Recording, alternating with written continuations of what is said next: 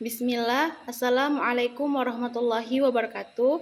Perkenalkan, nama saya Jihan Cihara dengan NIM 2210505092. Di sini saya akan memberikan tutorial menggunakan salah satu aplikasi hadis untuk mentakhrij hadis. Nama aplikasinya adalah Hadissoft. Sebagaimana sebelumnya kita telah mencoba mentakhrij suatu hadis dengan menggunakan beberapa website hadis, di antaranya ada website Dorarnet dan ada website Hadits Islam DB. Nah, untuk langkah selanjutnya teman-teman sudah pastikan mendownload dan menginstal aplikasi Hadissoft-nya. Dan setelah teman-teman download aplikasi Hadissoft-nya, nah, akan muncul tampilannya dalamnya seperti ini. Nih, seperti ini dalam tampilan aplikasi Hadissoft-nya. Nah, di pojok kiri atas di sini ada tampilan beberapa fitur. Yang pertama, daftar buku atau daftar kitab.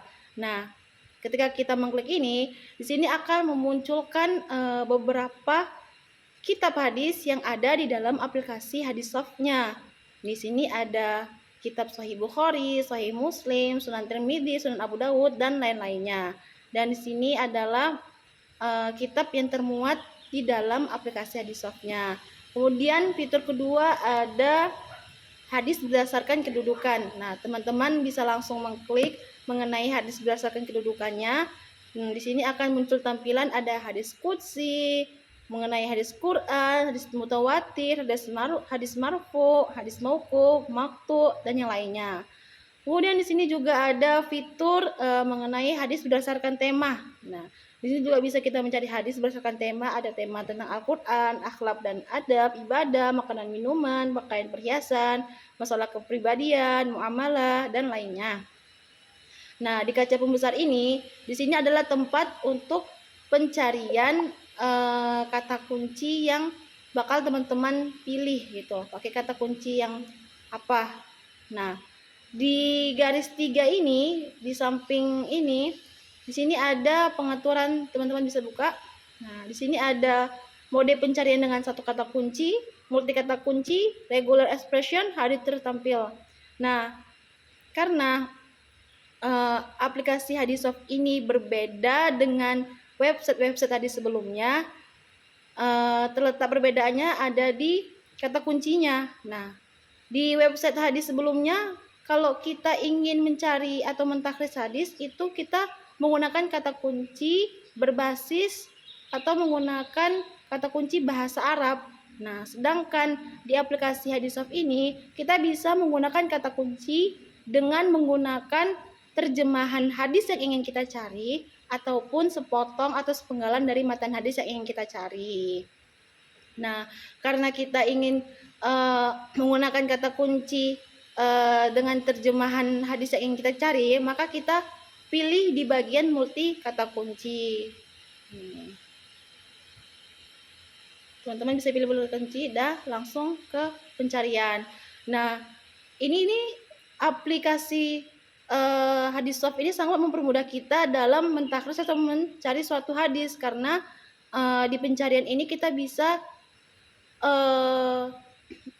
membuatkan kata kunci dengan terjemahan hadis itu dan sepenggalan atau sepotong matan hadis. Nah, di sini saya ingin mencari hadis tentang malu adalah sebagian dari iman. Nah, di sini bisa langsung saja kita klik, kita tulis, kita ketik malu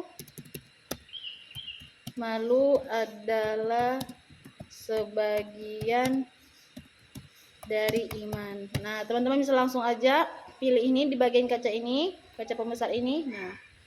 Nah, di sini akan memunculkan hasil dari pencarian hadis-hadis tentang malu sebagian dari iman. Di sini ada Sahih Bukhari, kemudian ada Sahih Muslim, ada Sunan Tirmidzi, ada Sunan Abu Dawud, Sunan Nasai. Nah, di sini tampilan ini memuat ada beberapa hadis sih yang ada di riwayat Sahih Bukhari, kemudian di Sahih Muslim ada beberapa, kemudian Tirmidzi sudah ada berapa. Nah, teman-teman bisa langsung saja mengklik di bagian angkanya. Nah, ketika teman-teman mengklik di bagian angka riwayat Sahih Muslim, nah dia akan otomatis ke pengaturan ke bagian Sahih Muslim, di hadis riwayat bagian Sahih Muslim. Nah, di sini tertera ya di Sahih Muslim hadis nomor 51, ada di kitab iman, kemudian ada di bab penjelasan tentang jumlah cabang keimanan yang paling utama, rendah, dan yang paling rendah, dan keutamaan malu.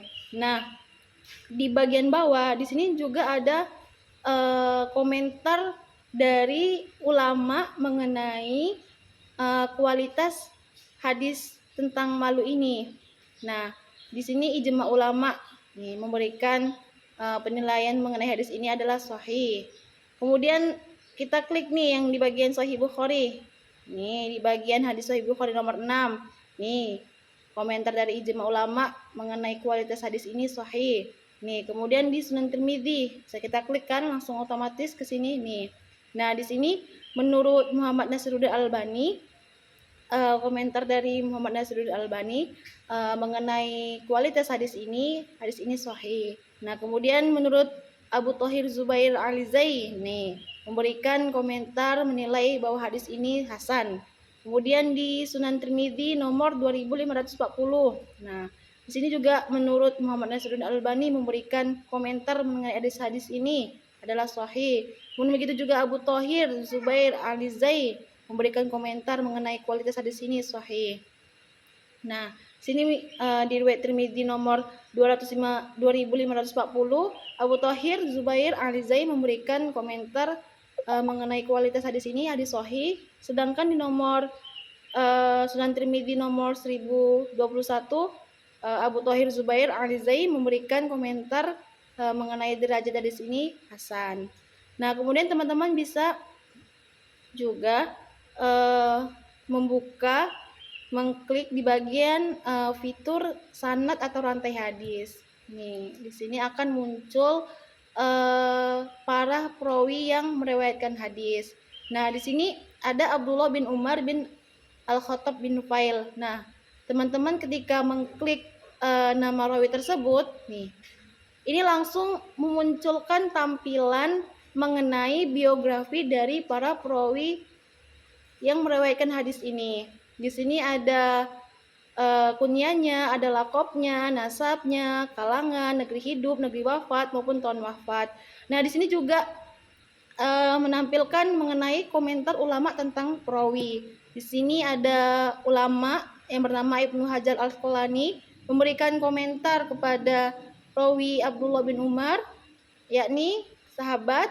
Kemudian juga Imam Adz-Dzahabi memberikan komentar kepada Abdullah bin Umar, sahabat. Di sini juga ada jumlah hadis yang diriwayatkan itu ada berapa, ada di kitab mana aja, dan berapa jumlah hadis yang diriwayatkan oleh Abdullah bin Umar.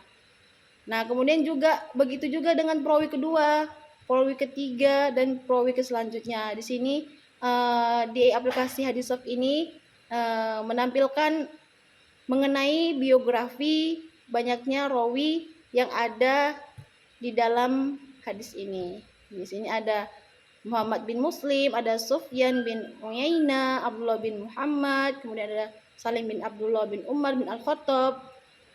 Nah, di sini juga banyak ya tertera mengenai berapa jumlah hadis, ada di mana aja, ada berapa aja hadis yang diriwayatkan mereka. Nah, kemudian di sini kan terletak ya perbedaan mengapa di rantai sanad ini diberi keterangan berbeda-beda warna. Nah, teman-teman bisa langsung saja lihat di bagian keterangan warna. Nah, di keterangan warna, oke. Sini di bagian keterangan warna teman-teman bisa langsung lihat. Nih, di level pertama di warna bagian biru muda, di sini keterangannya adalah berisi sahabat. Nah, berarti Abdullah bin Umar bin Al-Khattab bin Nufail ini adalah sahabat. Kemudian level kedua ada yang biru muda, itu keterangannya berupa thiqah atau thiqah hafid. Kemudian di level nomor 3 juga ada kotak ya berisi keterangan warna hijau muda yang berisi thiqah atau adil. Di sini perawi namanya Salim bin Abdullah bin Umar bin Al-Khattab. Nah, di sini dia ada di rantai di kotak warna hijau muda, berarti keterangannya thiqah atau adil. Kemudian juga level keempat yang kotak keterangan warna hijau tua, di sini ada soduk la ba'sa bih.